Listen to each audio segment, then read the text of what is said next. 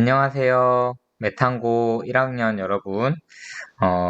이제 과학탐구 실험 이번 주는 온라인으로 하는 첫 시간입니다. 우리가 온라인 한 번, 그리고 오프라인 한 번 이렇게 번갈아 가면서 진행을 하니까 온라인 시간에는 선생님이 이렇게 강의를 찍어서 업로드를 하고 이 영상을 시청하는 형식으로 우리가 실험 수업을 진행을 하려고 합니다.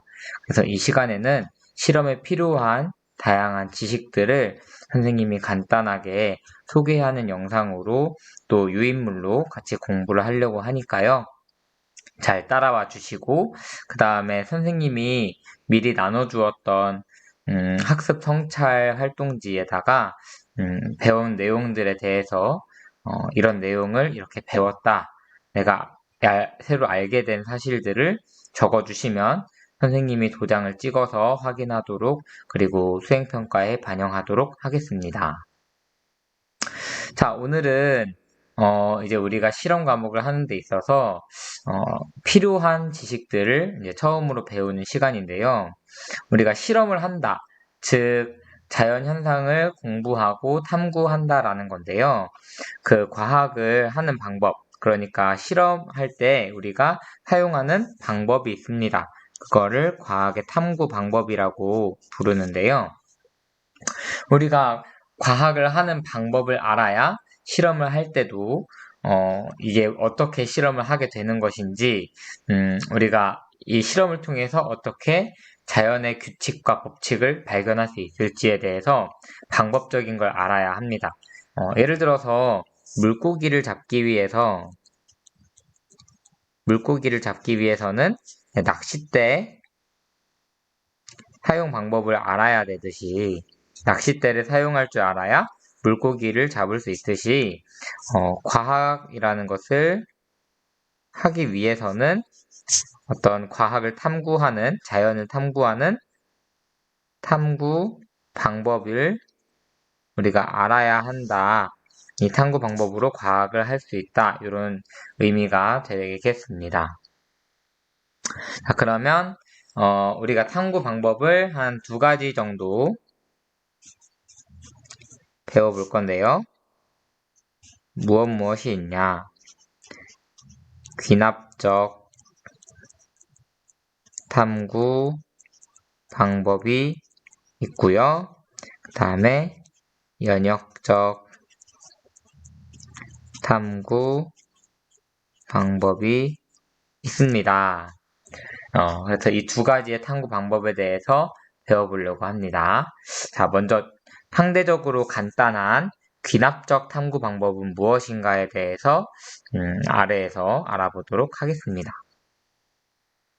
귀납적 탐구 방법이라고 하는 것은요, 여러 가지 사실을 종합하고 분석하여 일반적인 원리나 법칙을 도출하는 탐구 방법이라고 설명이 적혀져 있는데, 이렇게만 말하면 좀 어려운데요. 좀 선생님이 간단하게 설명을 해주면, 관찰을 통해서 자연의 규칙성을 발견한다. 이렇게 생각하면 좀 편할 것 같습니다.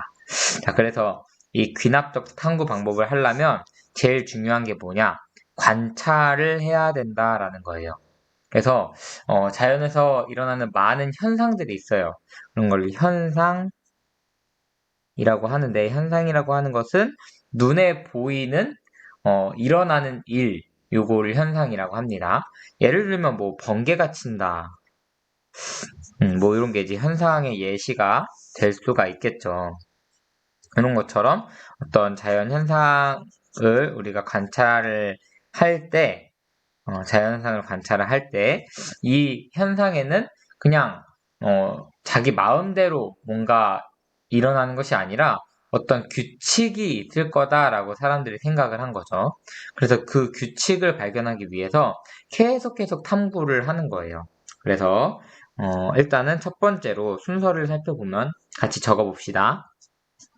일단 자연 현상을 관찰합니다. 관찰하면은, 이 자연현상이 어떤 원리로 일어나는 건지 궁금해져요. 그래서, 물음표를 던지는 것을 문제 인식이라고 부릅니다. 그래서 선생님이 저번 시간에도 얘기했는지 모르겠는데 과학이라는 건 어떻게 보면 쓸데없는 질문을 던짐으로써 시작이 되었다. 왜 사과는 땅으로 떨어질까? 이런 질문들 있죠? 사실 그걸 알아서 뭐 어디다가 쓸까 싶은데 그거를 연구를 하고 또 그 원리를 밝힘으로써 그 원리를 통해서 우리의 삶을 편리하게 해주고 있죠. 문제를 인식했습니다. 그러면은 이 문제를 해결하기 위해서 귀납적 방법에서는 어떤 방법을 쓰냐? 이 귀납적 탐구 방법에서는 많이 관찰을 합니다. 그래서 관찰 자료를 수집하고 그다음에 관찰 자료를 수집하는 그런 방법들을 고안합니다. 왜냐하면 관찰하고 자료 수집하는 방법을 고안하는데 이 관찰하고 자료 수집하는 것이 쉬운 일이 아니에요. 왜냐? 내 마음대로 관찰하고 그냥 내 마음대로 이 자료 수집하고 이 자료 수집하면은 거기서 규칙성이 나오지 않을 수 있으니까 좀 일관되게 어떤 한 방법으로 이 자료를 수집하겠다 이런 방법을 고안을 합니다. 그럼 고안한 방법대로 수집을 해야 되겠죠? 관찰하고 그다음에 자료를 수집하게 됩니다. 자, 이렇게 해서 수집한 자료들이 많이 쌓였다. 그럼 이제는 그 안에서 어떤 규칙을 찾는 거예요.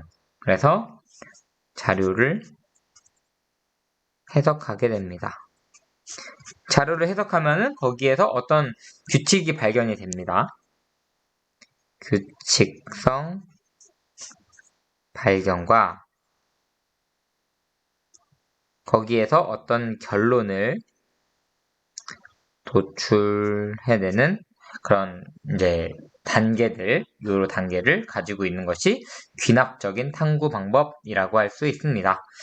예를 들어 보면은 다윈의 진화론 요 책에서 썼죠. 다윈이 진화론이라는 책을 썼는데 이 진화론이라는 책에서 어떤 것들을 이제 수집을 했냐? 새의 부리 모양에 집중을 했다.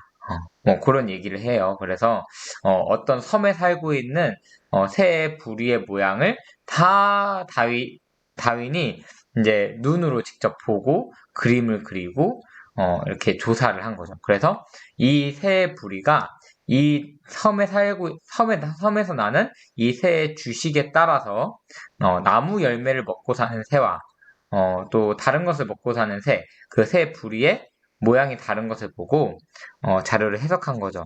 아, 환경에 맞게 진화해 왔구나 라는 어떤 일반적인 결론을 도출해내는 그런 과정이라고 볼 수 있습니다. 이런 것이 제 과학의 귀납적 탐구 방법의 예라고 볼 수 있겠네요.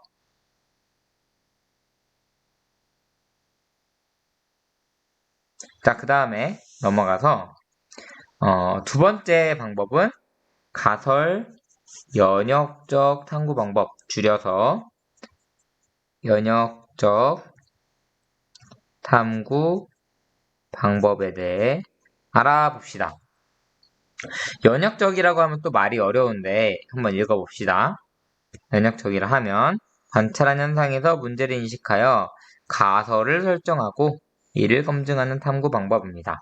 어떻게 보면 이 연역적 탐구 방법은 귀납적 탐구 방법하고 결정적으로 다른 게 있어요. 문제를 인식하는 것까지는 귀납적 탐구 방법에서도 문제를 인식합니다. 그런데 이 연역적 탐구 방법의 특징은 뭐가 있다? 가설이 있다라는 거예요. 그래서 이 가설을 설정하는 부분이 우리 귀납적 탐구 방법과 다른 부분이라고 할 수 있어요. 자, 그럼 이제 가설이라는 건 뭐냐? 가설이 뭘까? 가설은 잠정적 결론을 가설이라고 합니다. 가설이라는 말이 어려워서 설명을 해달라고 했는데 잠정적 결론이라는 더 어려운 말이 나왔죠. 이건 좀 말이 안 되는 것 같아. 뭔가 설명을 하려고 설명을 했는데 더 어려워진 거죠. 그래서 쉽게 설명을 해주면 가설이라는 거는 내가 그럴 것이다 라고 나름대로의 설명을 한 거죠. 그래서 잠정적 결론이라는 것은 조금 더 쉽게 풀어서 설명을 하면 나름대로의 설명이다 라고 볼 수 있겠습니다. 자, 좀 이제 예시를 들어서 설명하는 게 좋으니까 파스텔의 예시를 한번 보도록 합시다. 파스텔의 예. 파스테르가 한 기업가로부터 포도주의 맛이 씌워져서 먹을 수 없게 되었는데 포도주의 맛이 변하지 않으면서 오랫동안 보관할 수 있는 방법이 없을까요? 라는 질문을 받았대요.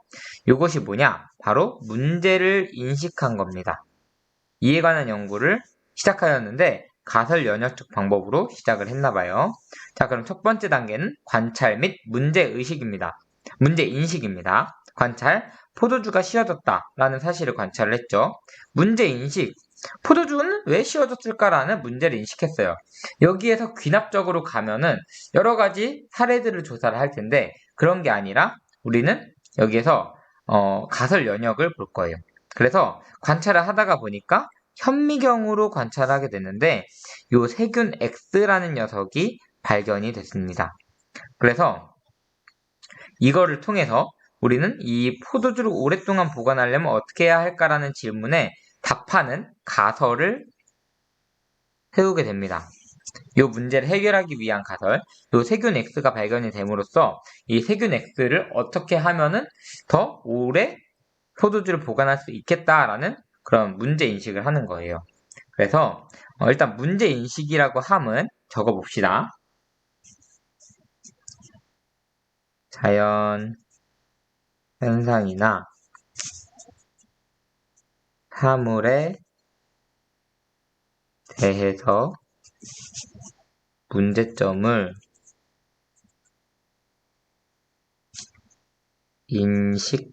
인식하는 단계를 우리는 문제인식이라고 하고, 왜 그럴까? 라는 의문을 가집니다. 이 단계에서. 그러면 이제 이 왜 그럴까에 대해서 아까 전에 가설을 뭐라고 했냐면 가설은 나름대로의 설명을 한다. 즉 잠정적 결론을 내린다라고 얘기를 했어요. 그래서 가설 설정이라고 함은 적어봅시다. 인식된 문제에 대해 잠정적인 결론, 즉 가설을 설정합니다.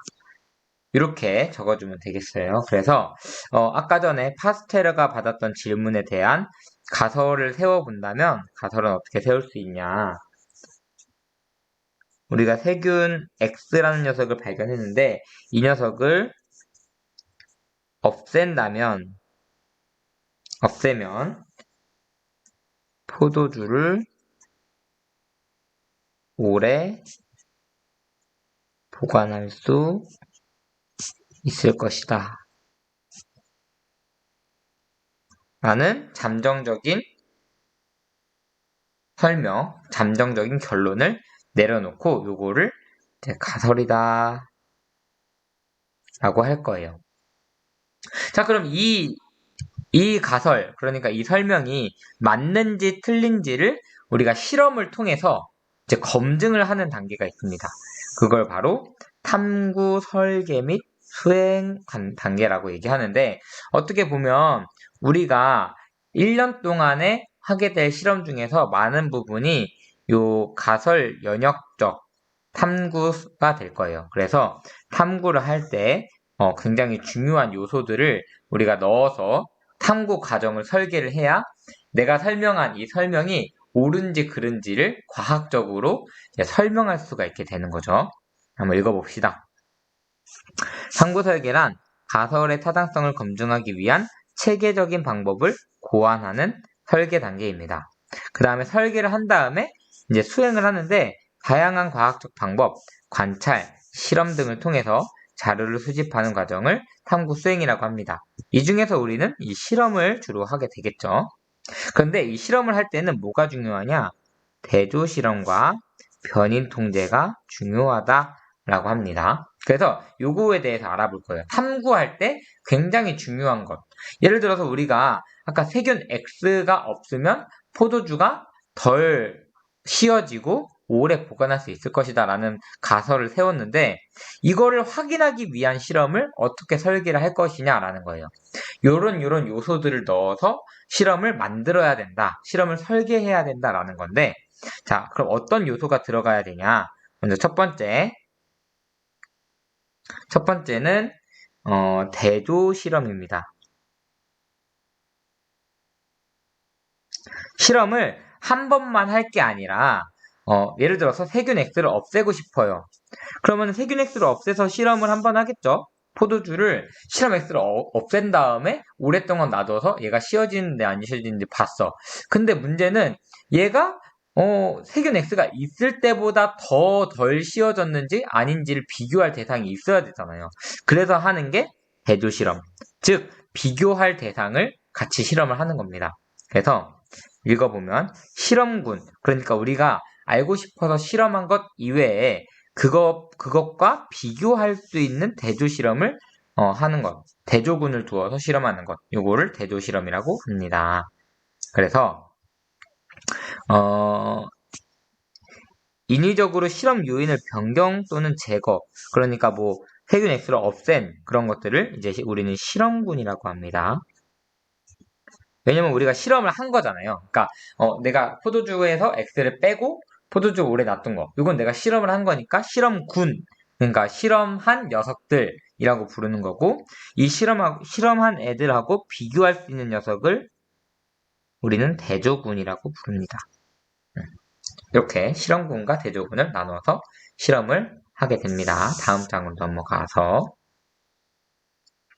그 다음에는 실험을 할 때 변화를 주는 요인을 우리는 변인이라고 하는데 다양한 변인이 있어요. 요거는 좀 정리를 해준다면 자, 변인이라고 하면 크게는 두 개로 나눕니다. 독립 변인과 종속 편인. 자, 근데 이 정도 이제 진도가 나가면 슬슬 막 졸린 친구들이 생길 수 있어. 근데 그거는 선생님이 이해를 해요. 근데 우리가 이걸 지금 왜 배우고 있냐에 대해서 조금 이제 잠을 깰 겸 얘기를 한다면 우리가 실험을 하잖아. 지금 이제 실험을 막 할 거란 말이에요. 그때 우리가 어떻게 실험을 이제 설계를 잘 해서 우리가 원하는 결론에 도달할 수 있는가에 대해서 알기 위해서 이런 어떤 사전 공부를 한다 이렇게 생각하면 좀 좋을 것 같아요. 그럼 힘들더라도 잘 따라와 주세요. 그래서 다시 변인에 대한 설명을 계속하자면 변인은 크게 두 개다. 독립변인과 종속변인이다. 말이 어려우니까 독립이라고 하면 뭐냐면 혼자 있다. 그러니까 혼자서 뭔가를 바꿀 수 있다 이런 얘기예요. 즉 독립변인은 실험 결과에 영향을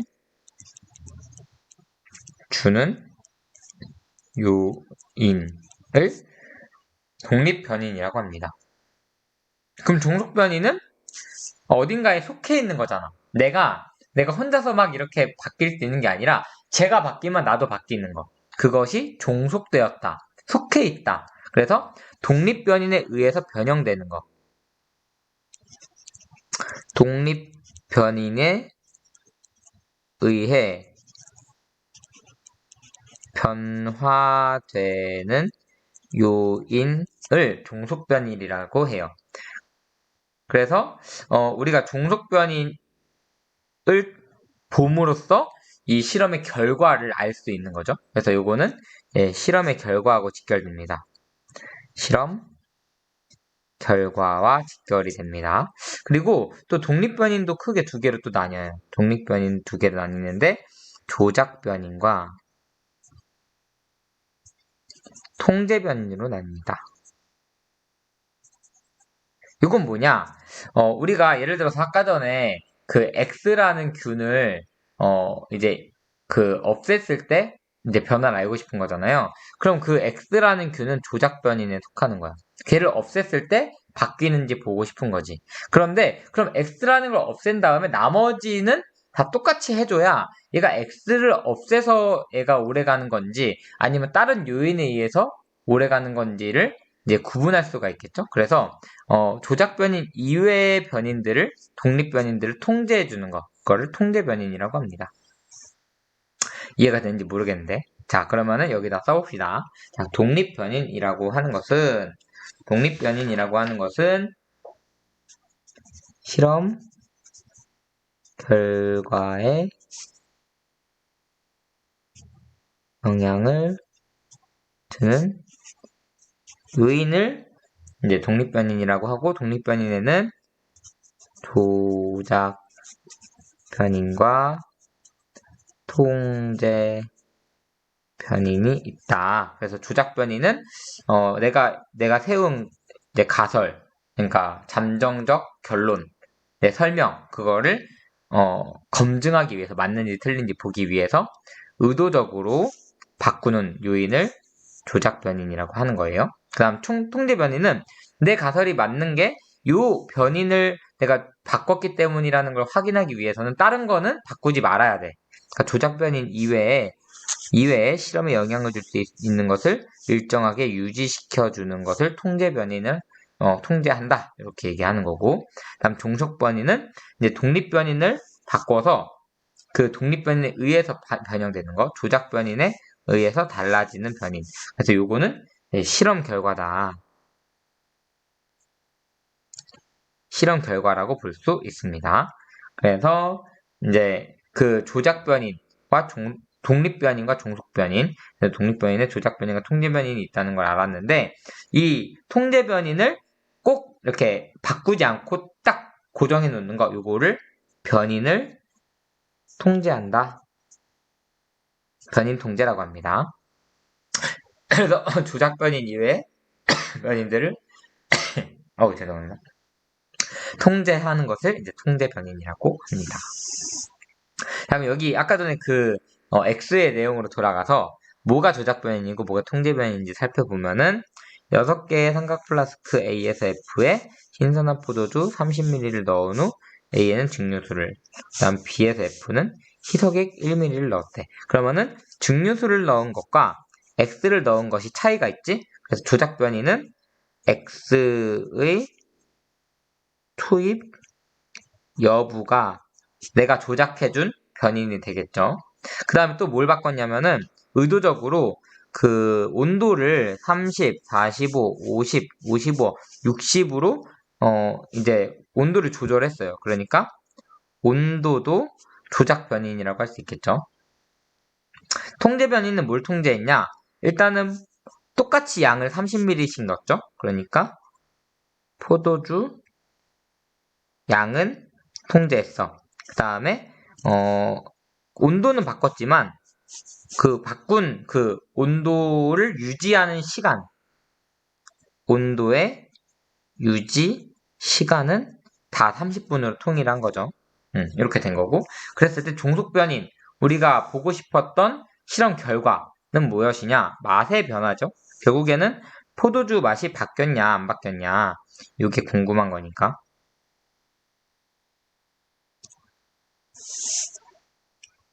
음,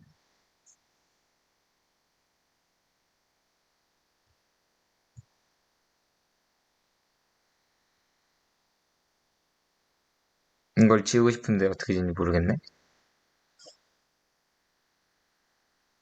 됐습니다. 네.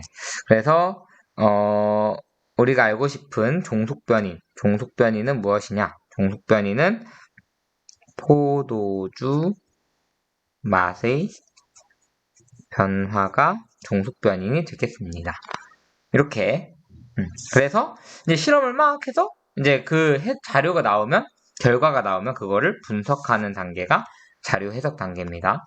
그래서 이제 실험 결과를 표나 그래프로 정리를 하면, 아까 그 예를 들면 포도주 55도씨 이상으로 가열해서 X가 사라지면 시간이 지나도 포도주의 맛은 변하지 않았다 라는 것을 자료를 해석해서 얻었고, 결론을 어떻게 내냐? 그래서 일반화를 하는 거죠. 그래서 자료를 종합해서 결론, 내렸던 가설이 맞는지, 잠정적 결론이 맞는지에 대해서 여부를 판단합니다. 수용 여부를 판단하고, 일치하지 않으면 가설을 재설정합니다. 그래서 다시 실험을 하고, 일치하면 그냥 그거를 일반화하면 돼요. 그래서 가설과 일치하면 다른 현상이나 경우에도 적용되는지 확인해서 하나의 학설로 일반화를 합니다. 이런 식으로 해서 우리가 실험을 이런 식으로 진행을 한다라는 거예요. 자, 그래서 장장 25분 동안 선생님의 설명을 들었는데, 이게 이해가 안 가요 이럴 수도 있어요. 그런 경우에는 우리 교과서 10페이지에 보면은 그림으로 나와 있으니까 선생님이 이렇게 설명한 과정들을 이제 한번 교과서를 다시 한번 읽어보면서 이런 거구나. 그럼 이 가설이나 이런 것들 이런 거구나. 이렇게 알아두시면 좋을 것 같습니다. 자, 그러면은 이제 여러분이 한번 여러분과 같이 문제를 좀 풀어보면서 전국 연합 학력 평가에 나온 실제 문제인데요. 요거를 좀 풀어보면서 우리가 잘 이해했는지, 과학의 탐구 방법에 대해서 잘 이해했는지 한번 알아봅시다. 자, 먼저 1번. 다음은 어떤 과학자의 담배 식물에 대한 탐구 과정이다 라고 되어 있는데요. 자, 여기에서 가부터 봅시다. 담배 식물의 잎에서는 니코틴이라는 물질이 발견이 된다고 합니다. 과학자들은 담배 식물이 살아가는데 니코틴이 어떤 역할을 하는지 궁금하였다. 요거는 이제 관찰한 사실을 통해서 문제를 인식한 거죠.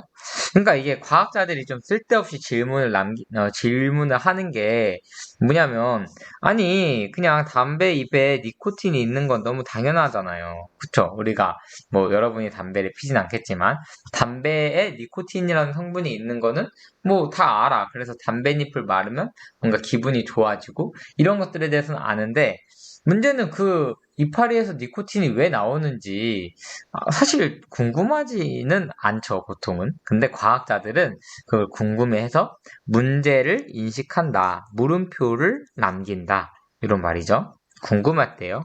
그래서 궁금한 건 어떻게 결국에는 이제 탐구를 해봐서 알아야 되겠죠? 그래서 니코틴이 어떤 역할을 하는지 궁금하니까 니코틴이 있는 것과 없는 것을 비교하면 되겠죠. 그래서 이제 가설을 세운 거야. 니코틴이 곤충으로부터 담배 식물을 보호할 것이라고 생각했다. 이게 뭐죠? 이게 가설 설정하는 거죠. 그러니까 뭐냐?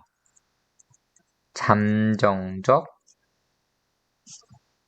결론을 내려놓는다. 그리고 나의 가설, 내가 내린 결론이 맞는지 실험을 통해서 한번 증명을 해보겠다. 이런 거죠. 그럼 이제 실험을 어떻게 할 거냐? 실험은 이제 잘 구상을 해야 된다. 그래서 조작하는 것과 조작 변인과 종속 변인, 그러니까 독립 변인과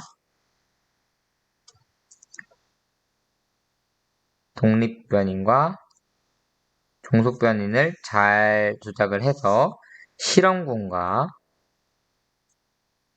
대조군을 두 개를 갈라서 실험을 해야 됩니다. 그래서 어떻게 했는지 봅시다.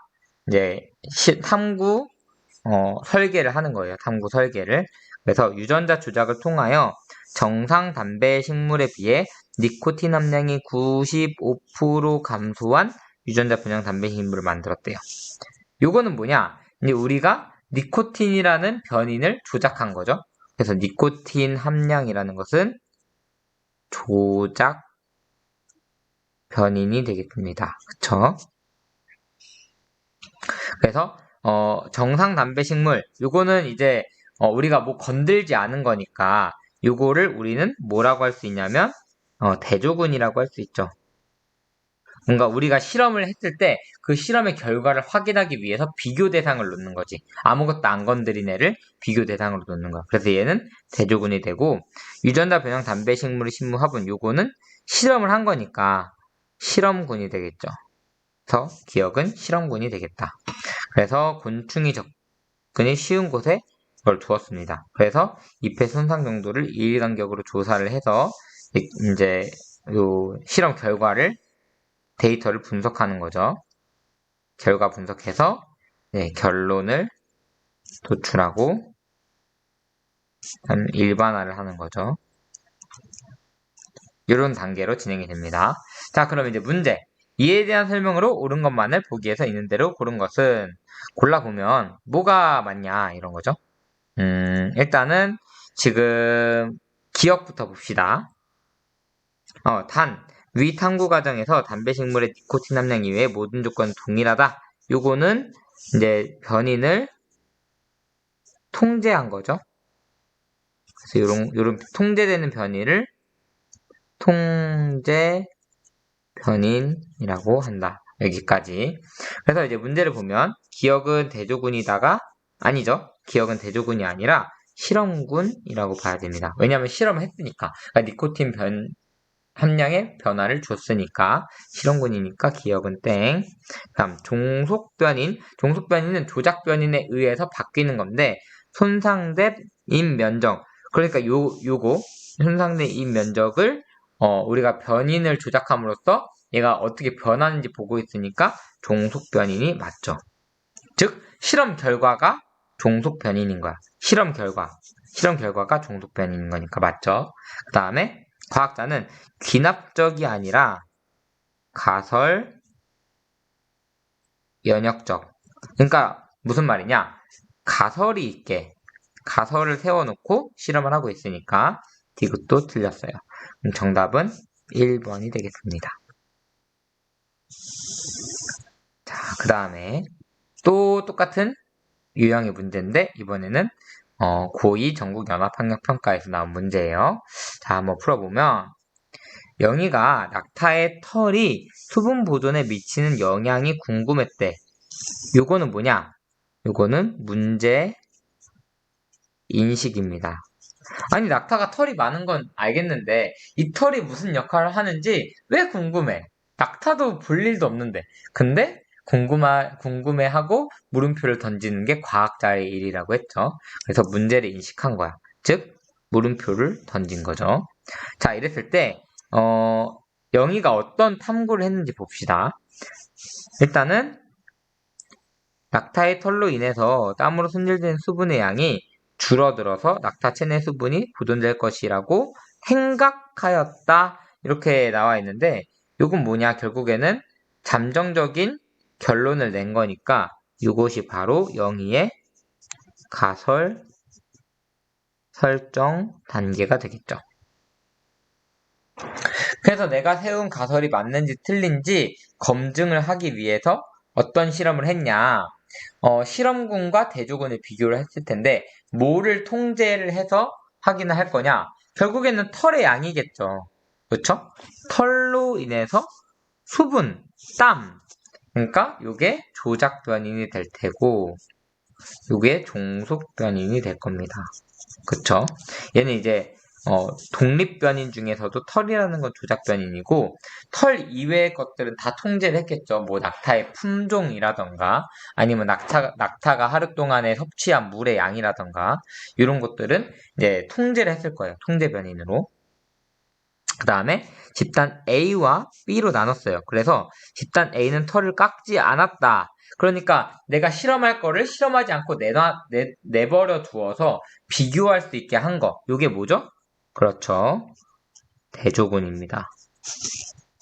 대조군. 그 다음 집단 B는 털을 깎았다. 요거는 실험을 한 거니까 실험군이 되겠죠.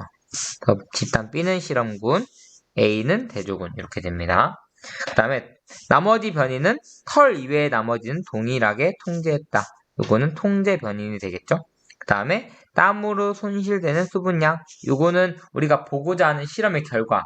즉 종속 변인이 되겠죠. 그러니까 털의 양에 양에 대해서 털의 양의 종속편인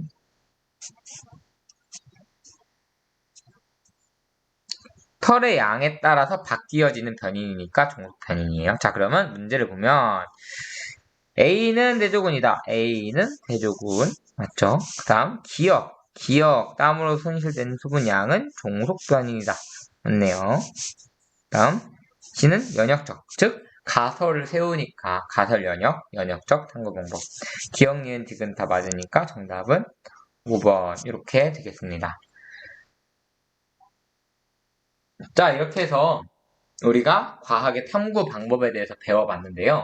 35분이라는 진짜 긴 시간 동안에 선생님의 이제 재미없는 이 설명을 듣느라 고생이 많았고, 오늘 배운 내용에 대해서 여러분들이 잘, 좀 이해하기 쉽게 좀 정리를 해서 적어 놓으시면은, 나중에 이제 뭐 실험할 때나 아니면 과학이라는 과목을 공부할 때 도움이 될 거라 그렇게 생각을 합니다. 자, 여러분 수고가 많으셨습니다. 다음 시간에는 우리 실험으로 뭐 활동할 수 있는 그런 실험으로 한번 만나보도록 그렇게 하겠습니다. 네, 수고 많았습니다. 안녕. 다음 시간에 만나요.